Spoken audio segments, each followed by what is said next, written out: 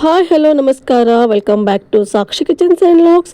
ಇದು ಶುಕ್ರವಾರ ಬೆಳಗ್ಗೆ ಲಾಗ್ ಆಗಿರುತ್ತೆ. ಹಾಗೆ ಇವತ್ತಿನ ಲಾಗಲ್ಲಿ ಚಪಾತಿಗೆ ಒಂದು ಒಳ್ಳೆ ಗ್ರೇವಿ ರೆಸಿಪಿನ ತೋರಿಸ್ತಿದ್ದೀನಿ. ಹಾಗಾಗಿ ವಿಡಿಯೋನ ಎಲ್ಲೂ ಸಹ ಸ್ಕಿಪ್ ಮಾಡ್ದೇನೆ ಪೂರ್ತಿಯಾಗಿ ನೋಡಿ. ಇನ್ ಕೇಸ್ ಈ ವಿಡಿಯೋ ನಿಮ್ಗೆ ಏನಾದರೂ ಇಷ್ಟ ಆದರೆ ಪ್ಲೀಸ್ ಲೈಕ್ ಮಾಡಿ, ಶೇರ್ ಮಾಡಿ, ಕಾಮೆಂಟ್ ಮಾಡಿ. ಹಾಗೆ ಇನ್ನೂ ಯಾರು ನನ್ನ ಚಾನಲ್ನ ಸಬ್ಸ್ಕ್ರೈಬ್ ಮಾಡಿಲ್ಲ ಪ್ಲೀಸ್ ಸಬ್ಸ್ಕ್ರೈಬ್ ಮಾಡ್ಕೊಂಡು ನೋಡಿ. ನಿಮ್ದೊಂದು ಸಬ್ಸ್ಕ್ರೈಬ್ ನನಗೆ ತುಂಬಾ ಇಂಪಾರ್ಟೆಂಟ್ ಆಗುತ್ತೆ. ಹಾಗೆ ತುಂಬ ಜನ ಸಬ್ಸ್ಕ್ರೈಬ್ ಆಗದೇ ನೋಡ್ತಾ ಇದ್ದಾರೆ. ನನ್ನ ವೀಡಿಯೋಸ್ ನಿಮಗೆ ಇಷ್ಟ ಆಗ್ತಾಯಿದೆ ಅಂತ ಅನ್ಕೊತೀನಿ. ಹೇಗಿದ್ದರೂ ನೋಡ್ತೀರಾ, ಸಬ್ಸ್ಕ್ರೈಬ್ ಬಟನ್ನ ಪ್ರೆಸ್ ಮಾಡಿ ನೋಡಿದರೆ ನನಗೂ ಸಹ ತುಂಬಾ ಯೂಸ್ಫುಲ್ ಆಗುತ್ತೆ. ಇನ್ನು ಇಲ್ಲಿ ಶುಕ್ರವಾರ ಬೆಳಿಗ್ಗೆಯಿಂದ ಲಾಗ್ನ ಶುರು ಮಾಡ್ಕೊಂಡಿದ್ದೀನಿ. ಹಾಗೆ ಇಲ್ಲಿ ಶುಕ್ರವಾರ ಬೆಳಿಗ್ಗೆ ಫಸ್ಟು ಮಾಡೋವಂತಹ ಕೆಲಸ ಏನಂದರೆ, ನಾನು ಕಸನೆಲ್ಲ ಗುಡಿಸಿದ ಮೇಲೆ ಅಡುಗೆ ಮನೆಗೆ ಬಂದು ಕುಕ್ಕರಿನ ಕೆಲಸ ಏನಿರುತ್ತಲ್ವ ಆ ಕೆಲಸನ ಮುಗಿಸ್ಕೊತೀನಿ. ಇವತ್ತೂ ಸಹ ಕಸನೆಲ್ಲ ಗುಡಿಸ್ಕೊಂಡು ಮೊದಲಿಗೆ ಇಲ್ಲಿ ಅನ್ನಕ್ಕೆ ಇಟ್ಕೊತಾ ಇದ್ದೀನಿ. ಹಾಗೆ ಇನ್ನೊಂದು ಸೈಡು ಇನ್ನೊಂದು ಕುಕ್ಕರಲ್ಲಿ ಕಾಳುಗಳನ್ನ ಬೇಯಕ್ಕೆ ಇಟ್ಕೊಂಡಿದ್ದೀನಿ. ಇನ್ನು ಅದೆಲ್ಲ ಮುಗಿಸ್ಕೊಂಡು ಹಾಗೆ ನಿನ್ನೆನೆ ನಾನಿಲ್ಲಿ ಉಪ್ಪಿನ ಜಾಡಿನೆಲ್ಲ ತೊಳೆದಿಟ್ಟಿದ್ದೆ. ಹಾಗಾಗಿ ಇಲ್ಲಿ ಅದಕ್ಕೆ ಉಪ್ಪನ್ನು ಫಿಲ್ ಮಾಡಿ ಇಟ್ಕೊತಾ ಇದ್ದೀನಿ. ನೈಟ್ ತೊಳೆದಿಟ್ಟಿದ್ದೆ. ಇನ್ನು ಹಸಿ ಇರುವಾಗಲೇ ಹಾಕಿಬಿಟ್ರೆ ಉಪ್ಪು ನೀರು ಬಿಟ್ಕೊಂಡ್ಬಿಡುತ್ತೆ ಅಂತ ಅದನ್ನ ನೀಟಾಗಿ ಆರಕ್ಕಿಟ್ಬಿಟ್ಟು ಅದನ್ನ ಒಂದ್ಸರಿ ಒರೆಸ್ಬಿಟ್ಟು ಇಲ್ಲಿ ಉಪ್ಪನ್ನ ಫಿಲ್ ಮಾಡ್ಕೊತಾ ಇದ್ದೀನಿ. ಇನ್ನು ಇದೆಲ್ಲ ಮಾಡಿಬಿಟ್ಟು ನಾನು ಸಹ ಒಂದು ಸ್ವಲ್ಪ ಫ್ರೆಶ್ ಅಪ್ ಆಗಿ ಬಂದಿದ್ದಾಯಿತು. ಇನ್ನು ನಾನು ಫ್ರೆಶ್ ಅಪ್ ಆಗಿ ಬಂದ ನಂತರ ಚಪಾತಿ ಮಾಡಬೇಕು ಅಂತ ಅಂದ್ಕೊಂಡಿದ್ದೆ ಅಲ್ವಾ ಇಲ್ಲಿ. ಹಾಗಾಗಿ ಇಲ್ಲಿ ಚಪಾತಿ ಹಿಟ್ಟನ್ನ ಕಲಸಿಟ್ಕೊಂಡು ಇನ್ನು ಮಿಕ್ಕೊಂಡಿರುವಂತಹ ಕೆಲಸನ ಮಾಡಿದ್ರಾಯಿತು ಅಂತ ಇಲ್ಲಿ ಚಪಾತಿ ಹಿಟ್ಟನ್ನ ಕಲಸಿಟ್ಕೊತಾ ಇದ್ದೀನಿ. ನಾವು ಚಪಾತಿ ಮಾಡುವಾಗ ಚಪಾತಿ ಹಿಟ್ಟು ಅರ್ಧ ಗಂಟೆ ಅಥವಾ 1 ಅವರ್ ಆದರೂ ನೆನಿಬೇಕಾಗುತ್ತೆ. ಹಾಗಾಗಿ ಮೊದಲಿಗೆ ಇಲ್ಲಿ ಚಪಾತಿ ಹಿಟ್ಟನ್ನ ಕಲಸಿ ನೆನ್ಸಕ್ಕೆ ಇಟ್ಬಿಟ್ರೆ ನನ್ನ ಕೆಲಸ ಈಸಿ ಆಗುತ್ತೆ ಅಂತ ಇಲ್ಲಿ ಚಪಾತಿ ಹಿಟ್ಟನ್ನ ಕಲಸಿಟ್ಕೊತಾ ಇದ್ದೀನಿ.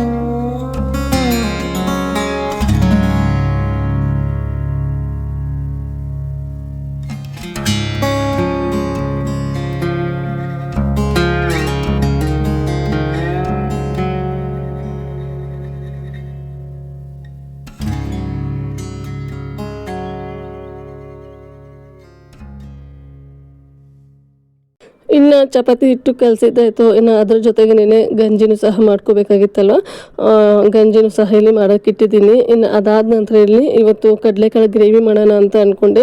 ನಮ್ಮನೇಲಿ ಕಡಲೆಕಾಳು ಗ್ರೇವಿ ಅಂದರೆ ಎಲ್ರಿಗೂ ಸಹ ಇಷ್ಟ ಆಗುತ್ತೆ. ಹಾಗಾಗಿ ತುಂಬ ದಿನವೇ ಆಗಿತ್ತು ಕಡಲೆಕಾಳು ಗ್ರೇವಿ ಮಾಡಿರಲೇ ಇಲ್ಲ. ಹಾಗೆ ಈ ರೆಸಿಪಿನ ನಾನು ಶೇರ್ ಮಾಡಿರಲಿಲ್ಲ. ಹಾಗಾಗಿ ಇವತ್ತು ಅದನ್ನು ಶೇರ್ ಮಾಡ್ಕೊಳ್ಳೋಣ ಅಂತ ಅಂದ್ಕೊಂಡಿದ್ದೀನಿ.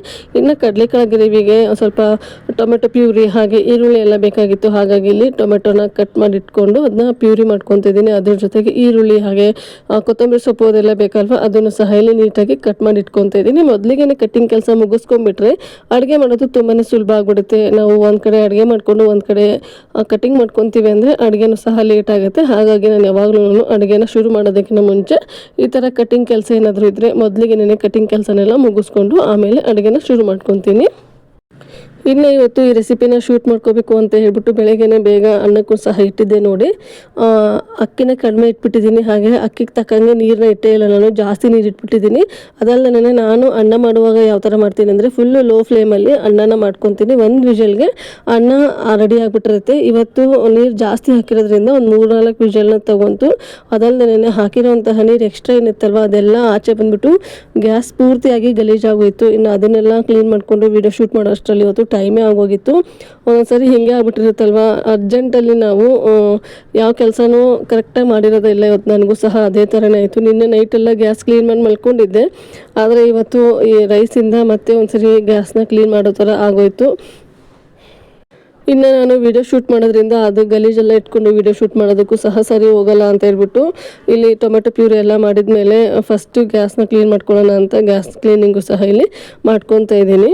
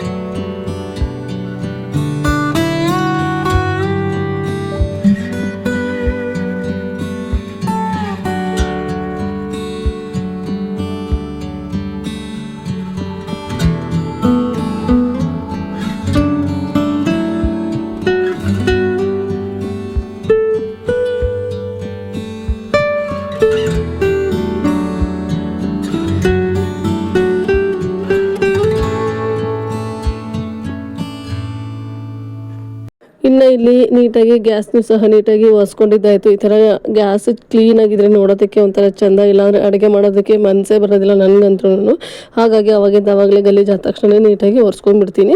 ಇನ್ನು ಇವತ್ತು ನಾನು ಕಡಲೆಕಾಳು ಗ್ರೇವಿನ ಯಾವ ಥರ ಮಾಡಿದ್ದೀನಿ ಅಂತ ನಿಮ್ಮ ಜೊತೆಗೆ ಶೇರ್ ಮಾಡ್ತಿದ್ದೀನಿ ನೋಡಿ. ಮೊದಲಿಗೆ ಇಲ್ಲಿ ಒಂದು ಕುಕ್ಕರ್ ತೊಗೊಂಡಿದ್ದೀನಿ. ಕುಕ್ಕರ್ಗೆ ರಾತ್ರಿ ನೆನೆಸಿಟ್ಕೊಂಡಿರೋಂತಹ ಕಡಲೆಕಾಳನ್ನ ಹಾಕ್ಕೊತಿದ್ದೀನಿ. ಒಂದು 8 ಅವರ್ ಆದರೂ ಕಡಲೆಕಾಳು ನೆನೆಬೇಕು, ಆವಾಗಲೇ ಈ ಗ್ರೇವಿ ತುಂಬ ಚೆನ್ನಾಗಾಗೋದು. ಇನ್ನು ಅದ್ರ ಜೊತೆಗೆ 2 ದಪ್ಪದಾಗಿರುವಂತಹ ಆಲೂಗಡ್ಡೆನ ಈ ಥರ ಕಟ್ ಮಾಡಿ ಸೇರಿಸ್ಕೊತಾ ಇದ್ದೀನಿ. ಹಾಗೆ ಕುದಿಯೋದಕ್ಕೆ ಎಷ್ಟು ಬೇಕು ನೋಡಿ ನೀರು ಅಷ್ಟನ್ನು ಸೇರಿಸ್ಕೊಂಡು ಇದಕ್ಕೆ ಒಂದು 3 ಲವಂಗ, ಹಾಗೆ 1-2 ಏಲಕ್ಕಿ, ಹಾಗೆ 1 ಸ್ಟಾರ್ ಫ್ಲವರು, ಚಕ್ಕೆ ಇದ್ದರೆ ಚಕ್ಕೆನೂ ಸಹ ನೀವು ಸೇರಿಸ್ಕೋಬೋದು. ನನ್ನ ಹತ್ರ ಚಕ್ಕೆ ಇರಲಿಲ್ಲ, ಹಾಗಾಗಿ ನಾನಿಲ್ಲಿ ಚಕ್ಕೆನ ಸ್ಕಿಪ್ ಮಾಡ್ಕೊತಾ ಇದ್ದೀನಿ. ಇನ್ನು ಅದ್ರ ಜೊತೆಗೆ 1 ಪಲಾವ್ ಎಲೆನ ಹಾಕ್ಕೊಂಡು ಲಿಡ್ನ ಕ್ಲೋಸ್ ಮಾಡಿ ಒಂದು 5-6 ವಿಜಲ್ ಆದರೂ ನಾವು ಇದನ್ನ ತೊಗೋಬೇಕಾಗುತ್ತೆ. ಯಾಕಂದರೆ ಕಡಲೆಕಾಳು ಹಾಕಿರ್ತೀವಲ್ವ, ಕಡಲೆಕಾಳು ಬೇಯೋದಕ್ಕೆ ಒಂದು ಸ್ವಲ್ಪ ಟೈಮ್ ತೊಗೊಳುತ್ತೆ. ಹಾಗಾಗಿ ನಾನು ಸಹ ಇಲ್ಲಿ ಒಂದು 5-6 ವಿಜಲ್ನ ತೊಗೊಂಡಿದ್ದೀನಿ. ಇನ್ನು 5-6 ವಿಜಲ್ ಆದ ತಕ್ಷಣ ನಾನು ಕುಕ್ಕರ್ ವಿಜಲೆಲ್ಲ ಹೋದ್ಮೇಲೆ ನಾನು ನಿಮಗೆ ಓಪನ್ ಮಾಡಿ ತೋರಿಸ್ತಿದ್ದೀನಿ ನೋಡಿ ಯಾವ ಥರ ಬೆಂದಿದೆ ಅಂತ ಹೇಳ್ಬಿಟ್ಟು. ಇನ್ನು ಇಲ್ಲಿ ಮೊದಲಿಗೆ ನಾವೇನು ಆಲೂಗಡ್ಡೆ ಹಾಕಿರ್ತೀವಲ್ವ ಅದನ್ನು ಒಂದು ತಟ್ಟೆಗೆ ತೆಗೆದುಬಿಡ್ಬೇಕಾಗುತ್ತೆ. ಅದ್ರ ಜೊತೆಗೆ ಈ ಪಲಾವ್ ಎಲೆನೂ ಹಾಕಿರ್ತೀವಿ ನೋಡಿ, ಪಲಾವ್ ಎಲೆನೂ ಸಹ ತೆಗಿಬೇಕಾಗುತ್ತೆ. ಪಲಾವ್ ಎಲೆ ಫ್ಲೇವರ್ ಎಲ್ಲ ಕಡಲೆಕಾಳಿಗೆ ಕರೆಕ್ಟಾಗಿ ಇಟ್ಕೊಂಡಿರುತ್ತೆ. ಹಾಗಾಗಿ ನಾನಿಲ್ಲಿ ಪಲಾವ್ ಎಲೆನ ತೆಗಿತಾ ಇದ್ದೀನಿ. ನಿಮಗೆ ಬೇಕಾದರೆ ನೀವು ಹಾಗೇನೂ ಸಹ ಒಗ್ಗರಣೆ ಮಾಡ್ಕೋಬಹುದು. ಇನ್ನು ಇಲ್ಲಿ ಕಾಳನ್ನ ಯಾವ ಥರ ಬೇಯಿಸ್ಕೊಂಡಿದ್ದೀನಿ ಅಂತ ನಿಮ್ಮ ಜೊತೆಗೆ ಶೇರ್ ಮಾಡ್ತಾಯಿದ್ದೀನಿ ನೋಡಿ. ಒಂದು ಕಾಳನ್ನ ತೊಗೊಂಡು ಸ್ವಲ್ಪ ಪ್ರೆಸ್ ಮಾಡಿದರೆ ಅದು ಪೂರ್ತಿಯಾಗಿ ಸ್ಮ್ಯಾಶ್ ಆಗಬೇಕು, ಆ ಥರ ನಾವಿಲ್ಲಿ ಬೇಯಿಸ್ಕೋಬೇಕಾಗುತ್ತೆ. ನೀವು ನೋಡ್ತಾ ಇರ್ಬೋದು ನಾನು ಯಾವ ಥರ ಬೇಯಿಸ್ಕೊಂಡಿದ್ದೀನಿ ಅಂತ ಹೇಳ್ಬಿಟ್ಟು. ನಾನಿಲ್ಲಿ ಪ್ರೆಷರ್ ಹಾಕಿನೂ ಸಹ ಸ್ಮ್ಯಾಶ್ ಮಾಡ್ಕೊತ ಇಲ್ಲ ಕಾಳನ್ನ. ಒಂದು ಲೈಟಾಗಿ ಪ್ರೆಸ್ ಮಾಡಿದ್ರೆ ಅದು ಪೂರ್ತಿಯಾಗಿ ಒಡೆದು ಪುಡಿ ಆಗಬೇಕು, ಆ ಥರ ಕಾಳನ್ನ ಬೇಯಿಸ್ಕೋಬೇಕಾಗುತ್ತೆ. ಇನ್ನು ಇಲ್ಲಿ ಕಾಳು ಹಾಗೆ ಆಲೂಗಡ್ಡೆ ಎಲ್ಲ ನೀಟಾಗಿ ಬೆಂದಿತ್ತು. ಇನ್ನು ಇದಕ್ಕೆ ಒಗ್ಗರಣೆ ಮಾಡ್ಕೊಂಬಿಡೋಣ. ಇಲ್ಲೊಂದು ಪ್ಯಾನ್ ಇಟ್ಕೊಂಡಿದ್ದೀನಿ. ಪ್ಯಾನ್ಗೆ 2-3 ಸ್ಪೂನ್ ಆಗೋಷ್ಟು ಎಣ್ಣೆನ ಹಾಕ್ಕೊತಾ ಇದ್ದೀನಿ. ನೀವು ಎಣ್ಣೆ ಜಾಸ್ತಿ ಬೇಕಾದರೆ ಎಣ್ಣೆ ಜಾಸ್ತಿ ಹಾಕ್ಕೊಳ್ಳಿ, ಇಲ್ಲ ಕಡಿಮೆ ಬೇಕಾದರೆ ಕಡಿಮೆ ಹಾಕ್ಕೊಳ್ಳಿ. ನಾನಿಲ್ಲಿ ಕಡಿಮೆನೇ ಹಾಕ್ಕೊಂಡಿದ್ದೀನಿ. ಇನ್ನು ಎಣ್ಣೆ ಕಾದಾದ ನಂತರ ಸಾಯಿ ಜೀರನ ಹಾಕ್ಕೊತಾ ಇದ್ದೀನಿ. ಸಾಯಿ ಜೀರ ಇಲ್ಲ ಅಂದರೆ ನೀವು ನಾರ್ಮಲ್ ಜೀರಿಗೆ ಬರುತ್ತಲ್ವ ಅದನ್ನೇ ಸೇರಿಸ್ಕೋಬೋದು. ಇನ್ನು ಸಾಯಿ ಜೀರ ಚಿಟುಕುಟ್ಟಿದ ನಂತರ ಇದಕ್ಕೆ ಕಟ್ ಮಾಡಿ ಇಟ್ಕೊಂಡಿರುವಂತಹ ಒಂದು ದೊಡ್ಡದು ಈರುಳ್ಳಿನ ಸೇರಿಸ್ಕೊತಾ ಇದ್ದೀನಿ. ಅದ್ರ ಜೊತೆಗೆ ಶುಂಠಿ ಬೆಳ್ಳುಳ್ಳಿ ಪೇಸ್ಟನ್ನು ಸಹ ಸೇರಿಸ್ಕೊಂಡು ನೀಟಾಗಿ ಫ್ರೈ ಮಾಡ್ಕೊತಾ ಇದ್ದೀನಿ. ನೀವು ಇಲ್ಲಿ ಈರುಳ್ಳಿನೂ ಸಹ ಪ್ಯೂರಿ ಮಾಡಿಕೊಂಡು ಸೇರಿಸ್ಕೋಬೋದು. ನಾನಿಲ್ಲಿ ಈರುಳ್ಳಿನ ಪ್ಯೂರಿ ಮಾಡ್ಕೊಂಡಿಲ್ಲ, ಹಾಗೆ ಚಿಕ್ಕದಾಗಿ ಕಟ್ ಮಾಡಿ ಸೇರಿಸ್ಕೊತಾ ಇದ್ದೀನಿ. ಇನ್ನು ಶುಂಠಿ ಬೆಳ್ಳುಳ್ಳಿದ ಹಸಿ ವಾಸನೆ ಹೋಗೋವರೆಗೂ ಇದನ್ನು ಫ್ರೈ ಮಾಡಿಕೊಂಡು ನಾವಿಲ್ಲಿ ಟೊಮೆಟೊ ಪ್ಯೂರಿ ಮಾಡಿ ಇಟ್ಕೊಂಡಿದ್ದೀನಿ, ಅದನ್ನು ಸೇರಿಸ್ಕೊತಾ ಇದ್ದೀನಿ. ಇಲ್ಲಿ 2 ನಾಟಿ ಟೊಮೆಟೊನ ನಾನು ಕಟ್ ಮಾಡಿ ಪ್ಯೂರಿ ಮಾಡಿ ಹಾಕ್ಕೊತಾ ಇದ್ದೀನಿ. ನಿಮ್ಗೇನಾದರೂ ಟೊಮೆಟೊ ಪ್ಯೂರಿ ಮಾಡೋದಕ್ಕೆ ಟೈಮ್ ಇಲ್ಲ ಅಂದರೆ ಟೊಮೆಟೊನ ಚಿಕ್ಕದಾಗಿ ಕಟ್ ಮಾಡಿ ಅದನ್ನು ಸಹ ಸೇರಿಸ್ಕೋಬಹುದು. ಇನ್ನು ಇದನ್ನು ನೀಟಾಗಿ ಫ್ರೈ ಮಾಡ್ಕೋಬೇಕಾಗುತ್ತೆ. ಫ್ರೈ ಆದ ನಂತರ ಇದಕ್ಕೆ ಇವಾಗ ಮಸಾಲ ಪುಡಿಗಳನ್ನ ಸೇರಿಸ್ಕೋಬೇಕಾಗುತ್ತೆ. ನಾನಿಲ್ಲಿ ಅಚ್ಕಾರದ ಪುಡಿನ ಸೇರಿಸ್ಕೊತಿದ್ದೀನಿ. ನಿಮಗೆ ಖಾರ ಎಷ್ಟು ಬೇಕು ನೋಡಿಬಿಟ್ಟು ನೀವು ಅಚ್ಕಾರದ ಪುಡಿನ ಸೇರಿಸ್ಕೊಳ್ಳಿ. ಅದಾದ ನಂತರ ಒಂದು ಅರ್ಧ ಸ್ಪೂನ್ ಆಗುವಷ್ಟು ಗರಂ ಮಸಾಲ, ಹಾಗೆ ಒಂದು ಅರ್ಧ ಸ್ಪೂನ್ ಆಗುವಷ್ಟು ಜೀರಿಗೆ ಪುಡಿ, ಒಂದು ಅರ್ಧ ಸ್ಪೂನ್ ಆಗುವಷ್ಟು ಧನಿಯಾ ಪುಡಿ, ಹಾಗೆ ಅದ್ರ ಜೊತೆಗೆ ಒಂದು 1/4 ಟೀ ಸ್ಪೂನ್ ಆಗುವಷ್ಟು ಅರಿಶಿನ ಪುಡಿನ ಸೇರಿಸ್ಕೊತಿದ್ದೀನಿ. ಅದನ್ನೆಲ್ಲ ಸೇರಿಸ್ಕೊಂಡು ನೀಟಾಗಿ ಇದನ್ನು ಫ್ರೈ ಮಾಡ್ಕೋಬೇಕಾಗುತ್ತೆ. ಹಸಿ ವಾಸನೆ ಎಲ್ಲ ಹೋಗಬೇಕು. ಟೊಮೆಟೊ ಹಾಗೆ ಮಸಾಲೆ ಏನು ಹಾಕಿರ್ತೀವಲ್ವ ನಾವು, ಅದರದ್ದು ಹಸಿ ವಾಸನೆ ಎಲ್ಲ ಹೋಗಬೇಕು. ಅಲ್ಲಿವರೆಗೂ ಇದನ್ನು ಮಿಕ್ಸ್ ಮಾಡ್ಕೋಬೇಕಾಗುತ್ತೆ. ಹಾಗೆ ನಾನಿಲ್ಲಿ ಉಪ್ಪನ್ನ ಇವಾಗ ಏನು ಸೇರಿಸ್ಕೊತ ಇಲ್ಲ, ಈ ಕಾಳು ಹಾಗೆ ಆಲೂಗಡ್ಡೆ ಎಲ್ಲ ಹಾಕ್ತೀವಲ್ವ ಅದಾದ ನಂತರ ಸೇರಿಸ್ಕೊಂಡ್ರೆ ಆಗುತ್ತೆ ಅಂತ ಹೇಳ್ಬಿಟ್ಟು ಇಲ್ಲಿ ಉಪ್ಪೇನು ಸೇರಿಸ್ಕೊಳ್ಳೋಕೆ ಹೋಗಿಲ್ಲ. ಇನ್ನು ಇದನ್ನ ನೀಟಾಗಿ ಮಿಕ್ಸ್ ಮಾಡಿಕೊಂಡು ಎಣ್ಣೆ ಬರೋವರೆಗೂ ಇದನ್ನು ಫ್ರೈ ಮಾಡ್ಕೋಬೇಕಾಗುತ್ತೆ. ಇಲ್ಲಿ ಎಣ್ಣೆ ಜಾಸ್ತಿ ಹಾಕ್ಕೊಂಡ್ರೆ ಸೈಡ್ಗೆ ಎಣ್ಣೆ ಜಾಸ್ತಿ ಬರ್ತಾ ಇರುತ್ತೆ, ಎಣ್ಣೆ ಕಡಿಮೆ ಹಾಕ್ಕೊಂಡ್ರೆ ಎಣ್ಣೆ ಕಡಿಮೆ ಬರ್ತಾ ಇರುತ್ತೆ. ನಾನಿಲ್ಲಿ ಎಣ್ಣೆ ಕಡಿಮೆ ಹಾಕಿರೋದ್ರಿಂದ ಈ ಥರ ಕಾಣ್ತಾ ಇದೆ. ಇನ್ನು ಇದು ನೀಟಾಗಿ ಫ್ರೈ ಆಗಿತ್ತು. ಇನ್ನೊಂದ್ಸರಿ ಮಿಕ್ಸ್ ಮಾಡ್ಕೊಂಡು ಇದಕ್ಕೆ ನಾವೇನು ಬೇಯಿಸಿಟ್ಕೊಂಡಿದ್ವಲ್ವ ಕಾಳು, ಅದ್ರದ್ದು ನೀರು ಸಮೇತನೇ ನಾನಿಲ್ಲಿ ಸೇರಿಸ್ಕೊತಾ ಇದ್ದೀನಿ. ಹಾಗೆ ನಾನು ಚಕ್ಕೆ ಲವಂಗ ಅದೇನು ತೆಗ್ದಿಲ್ಲ, ಅದನ್ನು ಸಹ ಇದಕ್ಕೆ ಸೇರಿಸ್ಕೊತಾ ಇದ್ದೀನಿ. ಇನ್ನು ಸೇರಿಸ್ಕೊಂಡು ನೀಟಾಗಿ ಒಂದ್ಸರಿ ಮಿಕ್ಸ್ ಮಾಡ್ಕೋಬೇಕಾಗುತ್ತೆ. ಹಾಗೆ ಇದ್ರ ಜೊತೆಗೇ ಆಲೂಗಡ್ಡೆ ಏನು ಬೇಯಿಸ್ಕೊಂಡಿದ್ವಲ್ವ ನಾವು, ಅದನ್ನು ನಾನಿಲ್ಲಿ ಕಟ್ ಮಾಡಿ ಸೇರಿಸ್ಕೊತಾ ಇದ್ದೀನಿ. ನೀವು ಕಟ್ ಮಾಡಲೇಬೇಕು ಅಂತೇನಿಲ್ಲ, ಕೈಯಿಂದ ಸ್ಮ್ಯಾಶ್ ಮಾಡಿನೂ ಸಹ ನೀವು ಸೇರಿಸ್ಕೋಬಹುದು. ಇನ್ನು ನಮ್ಮನೇಲಿ ಈ ಥರ ಕಡಲೆಕಾಳು ಜೊತೆಗೆ ಆಲೂಗಡ್ಡೆ ಇದ್ದರೆ ತುಂಬಾ ಇಷ್ಟಪಡ್ತಾರೆ. ಹಾಗಾಗಿ ನಾನು ಇಲ್ಲಿ ಒಂದು ಸ್ವಲ್ಪ ದಪ್ಪದಾಗಿ ಕಟ್ ಮಾಡಿ ಸೇರಿಸ್ಕೊತಾ ಇದ್ದೀನಿ. ಇನ್ನು ಆಲೂಗಡ್ಡೆನೂ ಸಹ ನೀಟಾಗಿ ಅದ್ರ ಜೊತೆಗೆ ಮಿಕ್ಸ್ ಆಗಲಿ ಅಂತ ಒಂಚೂರು ಸ್ಮ್ಯಾಶ್ ಮಾಡೋ ಥರ ಮಾಡಿಲಿ ನೀಟಾಗಿ ಮಿಕ್ಸ್ ಮಾಡ್ಕೊತಿದ್ದೀನಿ. ಹಾಗೆ ಇದು ಗ್ರೇವಿ ಒಂಚೂರು ಗಟ್ಟಿಯಾಗಿತ್ತು, ಹಾಗಾಗಿ ನಾನೇನು ಟೊಮೆಟೊ ಪ್ಯೂರಿ ಮಾಡ್ಕೊಂಡಿದ್ದೆ ನೋಡಿ ಜಾರು, ಅದಕ್ಕೆ ಒಂದು ಸ್ವಲ್ಪ ನೀರನ್ನ ಹಾಕ್ಕೊಂಡು ಇದಕ್ಕೆ ಸೇರಿಸ್ಕೊತಾ ಇದ್ದೀನಿ. ನಿಮಗೆ ನೋಡಿ ಗ್ರೇವಿ ಒಂದು ಸ್ವಲ್ಪ ಗಟ್ಟಿಯಾಗಬೇಕು ಅಂದರೆ ನೀವು ಗಟ್ಟಿಯಾಗೂ ಸಹ ಮಾಡ್ಕೋಬೋದು, ಇಲ್ಲ ನಮಗೆ ಒಂದು ಸ್ವಲ್ಪ ನೀರಾಗಬೇಕು ಅಂದರೆ ನೀವು ನೀರಾಗಿನೂ ಸಹ ಮಾಡ್ಕೋಬೋದು. ಇನ್ನು ನೀರನ್ನ ಸೇರಿಸ್ಕೊಂಡು ರುಚಿಗೆ ತಕ್ಕಷ್ಟು ಉಪ್ಪನ್ನು ಸಹ ಸೇರಿಸ್ಕೊಂಡು ಒಂದ್ಸರಿ ಮಿಕ್ಸ್ ಮಾಡ್ಕೋಬೇಕಾಗುತ್ತೆ. ಮಿಕ್ಸ್ ಮಾಡಿಕೊಂಡು ಇದನ್ನು ಕುದಿ ಬರೋದಕ್ಕೆ ಬಿಡಬೇಕಾಗುತ್ತೆ. ನೀವು ನೋಡಿ ಈ ಹಂತದಲ್ಲಿ ಏನಾದರೂ ಖಾರ ಅದೇನಾದರೂ ಕಡಿಮೆ ಆದರೆ ಇವಾಗ ನೀವು ಇಲ್ಲಿ ಖಾರನೂ ಸಹ ಸೇರಿಸ್ಕೋಬೋದು. ಹಾಗೆ ಉಪ್ಪಿನ ರುಚಿನೂ ಸಹ ನೋಡಿಬಿಟ್ಟು ಉಪ್ಪು ಸಹ ಕಡಿಮೆ ಆದರೆ ಅದನ್ನು ಸಹ ಸೇರಿಸ್ಕೋಬಹುದು. ಇನ್ನು ಇಲ್ಲ ಒಂದು 5 ನಿಮಿಷ ಆದ ನಂತರ ನೋಡಿ ಈ ಥರ ಕುದಿಯೋದಕ್ಕೆ ಶುರು ಆಗುತ್ತೆ.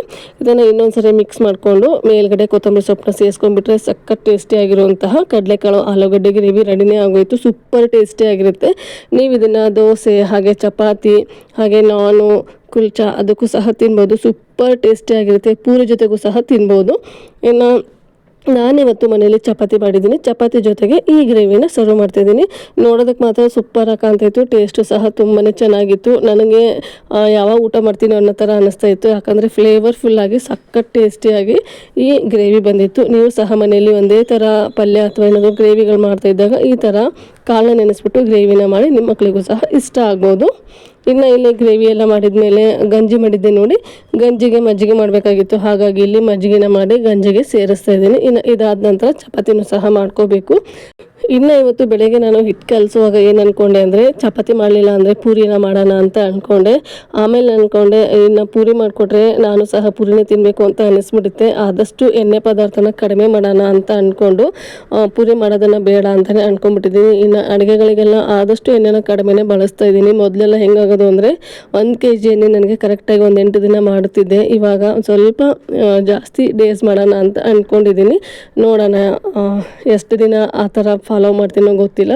ಹಾಗಾಗಿ ಇವತ್ತು ಮಕ್ಕಳಿಗೂ ಸಹ ನಾನೇನು ಪೂರಿ ಏನು ಮಾಡಿಕೊಡ್ಲಿಲ್ಲ, ಅವರಿಗೂ ಸಹ ಚಪಾತಿನೇ ಇಲ್ಲಿ ಮಾಡಿ ಕೊಡ್ತಾಯಿದ್ದೀನಿ. ಈಗ ಫಸ್ಟಿಗೆ ನನ್ನ ಹಸ್ಬೆಂಡ್ಗೆ ಒಂದು 5 ಚಪಾತಿನ ಮಾಡಿ ಅವರಿಗೆ ಲಂಚ್ ಬಾಕ್ಸ್ನ ಪ್ರಿಪೇರ್ ಮಾಡಿ ಕಳಿಸ್ಬೇಕಾಗಿತ್ತು. ಹಾಗಾಗಿ ಮೊದಲಿಗೆ ಒಂದು 5 ಚಪಾತಿನ ರೆಡಿ ಮಾಡ್ಕೊತಾ ಇದ್ದೀನಿ. ನನಗೆ ಯಾವಾಗಲೂ ಈ ಥರ ಚಪಾತಿ ಮಾಡಿದಾಗ ಬಿಸಿ ಬಿಸಿಯಾಗಿ ಚಪಾತಿ ತಿನ್ನೋದಕ್ಕೆ ತುಂಬ ಇಷ್ಟ ಆಗುತ್ತೆ. ಹಾಗಾಗಿ ಯಾರ್ಯಾರು ಎಷ್ಟೆಷ್ಟು ತಿಂತಾರೆ ಅಂತ ಕೇಳಿಬಿಟ್ಟು ಇಲ್ಲಿ ಚಪಾತಿನ ಮಾಡ್ಕೊತೀನಿ. ಈ ಥರ ಕೇಳುವಾಗ ಒಂದ್ಸರಿ ನಮ್ಮಮ್ಮ ಇದ್ರ ಮನೇಲಿ ಎಷ್ಟು ತಿಂತೀರ ನೀವು ಚಪಾತಿ ಅಂತ ಕೇಳಿದಾಗ ನಮ್ಮಮ್ಮ ಬೈದರು. ಯಾಕಂದರೆ ಯಾಕಂದರೆ ಒಬ್ಬೊಬ್ಬರು ಜಾಸ್ತಿ ತಿಂತಾರೆ, ಒಬ್ಬೊಬ್ಬರು ಕಡಿಮೆ ತಿಂತಾರೆ, ಅಥವಾ ಅವರು 2 ತಿಂತೀವಿ ಅಂತ ಹೇಳಿರ್ತಾರೆ, ನಾವು 2 ಮಾಡಿರ್ತೀವಿ, ಇನ್ನು ಅವ್ರಿಗೆ ಇನ್ನೊಂದು ತಿನ್ನಬೇಕು ಅಂತ ಅನ್ನಿಸ್ತಾ ಇರುತ್ತೆ. ಅವಾಗ ನಾವು ಮಾಡೋದಕ್ಕೆ ಬೇಜಾರು ಮಾಡ್ಕೊತೀವಲ್ವ.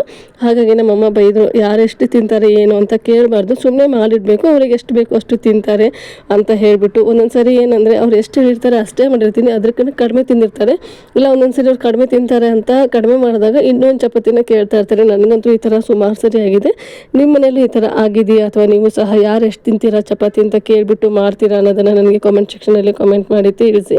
ಇನ್ನು ಇಲ್ಲಿ ಲಂಚ್ ಬಾಕ್ಸ್ ಎಲ್ಲ ಕಟ್ಟಿ ರೆಡಿ ಮಾಡಿದ್ಮೇಲೆ ಇನ್ನು ನನಗೆ ನನ್ನ ಹಸ್ಬೆಂಡ್ಗೆ ಸಲಾಡ್ನ ಕಟ್ ಮಾಡ್ಕೊತಿದ್ದೀನಿ. ಹಾಗೆ ಬೆಳಿಗ್ಗೆ ಕಾಳನ್ನ ಕುದಿಸಿದೆ ಅಲ್ವಾ, ಅದು ಒಂದು ಸ್ವಲ್ಪ ಇತ್ತು. ಇವತ್ತು ಕಾಳು ಹಾಗೆ ಸೌತೆಕಾಯಿ ಕ್ಯಾರೆಟ್ ಜೊತೆಗೆ ಬೆಳಗ್ಗೆ ಬ್ರೇಕ್ಫಾಸ್ಟ್ನ ಮುಗಿಸ್ಕೊಂಡಿದ್ದಾಯಿತು. ಹಾಗೆ ಇವತ್ತು ಎದ್ದಾಗಿಂದನೂ ಅಡುಗೆ ಮಾಡೋದ್ರಲ್ಲಿ ಬ್ಯುಸಿ ಆಗಿಬಿಟ್ಟೆ. ಹಾಗಾಗಿ ಗ್ರೀನ್ ಟೀನೂ ಸಹ ಮಾಡಲಿಲ್ಲ, ಹಾಗೆ ಬಿಸಿನೀರನ್ನು ಸಹ ಕುಡ್ದಿರಲಿಲ್ಲ. ಹಾಗಾಗಿ ಫಸ್ಟು ನನ್ನ ಹಸ್ಬೆಂಡ್ಗೆ ಲಂಚನ್ನ ಎಲ್ಲ ಪ್ರಿಪೇರ್ ಮಾಡಾದಮೇಲೆ ನಾನು ನಿಧಾನಕ್ಕೆ ಕುತ್ಕೊಂಡು ಅದೆಲ್ಲ ಮಾಡ್ಕೊಂಡ್ರೆ ಆಯಿತು ಅಂತ ಈ ಕೆಲಸನ ಮುಗಿಸ್ಕೊಂಡೆ. ಇನ್ನು ಇದೆಲ್ಲ ಮಾಡುವಷ್ಟರಲ್ಲಿ ಕರೆಕ್ಟಾಗಿ 8:15 ಆಗಿತ್ತು. ಇನ್ನೂ ಟೈಮ್ ಇತ್ತಲ್ವ ಅಂತೇಳಿ ಫಸ್ಟು ನನ್ನ ಹಸ್ಬೆಂಡ್ಗೆ ಬ್ರೇಕ್ಫಾಸ್ಟ್ನ ಹಾಕ್ಕೊಡ್ತಾಯಿದ್ದೀನಿ. ರಾಗಿ ಅಂಬಲಿ ಹಾಗೆ ಏನು ಸಲಾಡ್ನ ಕಟ್ ಮಾಡಿದ್ದಲ್ವ ಅದನ್ನು ಹಾಗೆ ಕಡಲೆಕಾಳನ್ನ ಅವರಿಗೆ ಹಾಕ್ಕೊಟ್ಟು, ಅದಾದ ನಂತರ ನಾನಿಲ್ಲಿ ಬಿಸಿ ನೀರು ಹಾಗೆ ನಾನು ಸಹ ಸಲಾಡ್ನ ತೊಗೊತಾ ಇದ್ದೀನಿ. ಇವತ್ತಿನ ಬ್ರೇಕ್ಫಾಸ್ಟ್ ಇಷ್ಟೇನೆ. ಇನ್ನು ನನ್ನ ಹಸ್ಬೆಂಡ್ನೆಲ್ಲ ಕಳಿಸಿದ ಮೇಲೆ ಒಂದು ಸ್ವಲ್ಪ ಹೊತ್ತು ನಾನು ಸಹ ರೆಸ್ಟ್ ಮಾಡ್ತೀನಿ. ಯಾಕಂದರೆ ಬೆಳಗ್ಗೆ ಬೇಗ ಎದ್ದಿರ್ತೀನಿ ನೋಡಿ, ಕೈ ಬಿಡ್ದೇ ಅಡುಗೆ ಕೆಲಸ ಎಲ್ಲ ಮುಗಿಸ್ಕೊಂಡ್ಬಿಟ್ಟಿರ್ತೀನಿ. ಅಡುಗೆ ಕೆಲಸ ಎಲ್ಲ ಆಗಿಬಿಟ್ಟಿರುತ್ತೆ, ಆದರೆ ಪಾತ್ರೆ ತೊಳೆಯೋದು, ಕಸ ಗುಡಿಸೋದು ಈ ಕೆಲಸ ಇರುತ್ತಲ್ವ, ಅದನ್ನು ನಿಧಾನಕ್ಕೆ ಮಾಡಿದ್ರಾಯಿತು ಅಂತ ಇಲ್ಲಿ ನಾನು ಸಹ ನನ್ನ ಹಸ್ಬೆಂಡ್ ಜೊತೆಗೆ ಇವತ್ತು ಬ್ರೇಕ್ಫಾಸ್ಟ್ನ ಮುಗಿಸ್ಕೊತಾ ಇದ್ದೀನಿ. ಸಿಂಪಲ್ ಆಗಿದ್ರು ಟೇಸ್ಟಿ ಆಗಿತ್ತು ಇವತ್ತಿನ ಬ್ರೇಕ್ಫಾಸ್ಟು. ಇನ್ನು ಈ ವ್ಲಾಗ್ನ ಇಲ್ಲಿಗೆ ಎಂಡ್ ಮಾಡ್ತಾ ಇದ್ದೀನಿ. ನಾನು ಮಾಡಿರುವಂತಹ ವ್ಲಾಗು, ನಾನು ಮಾಡಿರುವಂತಹ ರೆಸಿಪಿ ನಿಮಗೇನಾದರೂ ಇಷ್ಟ ಆದರೆ ಪ್ಲೀಸ್ ಲೈಕ್ ಮಾಡಿ, ಶೇರ್ ಮಾಡಿ, ಕಾಮೆಂಟ್ ಮಾಡಿ. ಹಾಗೆ ಇನ್ನೂ ಯಾರು ನನ್ನ ಚಾನಲ್ನ ಸಬ್ಸ್ಕ್ರೈಬ್ ಮಾಡಿಲ್ಲ ಪ್ಲೀಸ್ ಸಬ್ಸ್ಕ್ರೈಬ್ ಮಾಡ್ಕೊಂಡು ನೋಡಿ. ನಿಮ್ದೊಂದು ಸಬ್ಸ್ಕ್ರೈಬ್ ನನಗೆ ತುಂಬಾ ಇಂಪಾರ್ಟೆಂಟ್ ಆಗುತ್ತೆ. ಹಾಗೆ ಸುಮಾರು ಜನ ಸಬ್ಸ್ಕ್ರೈಬ್ ಆಗದೇ ನೋಡ್ತಾ ಇದ್ದೀರಾ. ಪ್ಲೀಸ್ ನನ್ನ ವೀಡಿಯೋಸ್ ನಿಮಗೆ ಇಷ್ಟ ಆಗ್ತಾಯಿದೆ ಅಂತ ಅನ್ಕೊತೀನಿ. ಹೇಗಿದ್ರು ನೋಡ್ತೀರಾ, ಒಂದು ಸಬ್ಸ್ಕ್ರೈಬ್ ಬಟನ್ನ ಪ್ರೆಸ್ ಮಾಡಿ ನೋಡಿದರೆ ನನಗೂ ಸಹ ಯೂಸ್ಫುಲ್ ಆಗುತ್ತೆ. ಹಾಗೆ ನಿಮ್ಮ ಫ್ಯಾಮಿಲಿ ಆ್ಯಂಡ್ ಫ್ರೆಂಡ್ಸಿಗೂ ಸಹ ಈ ವಿಡಿಯೋನ ಶೇರ್ ಮಾಡಿ. Thank you.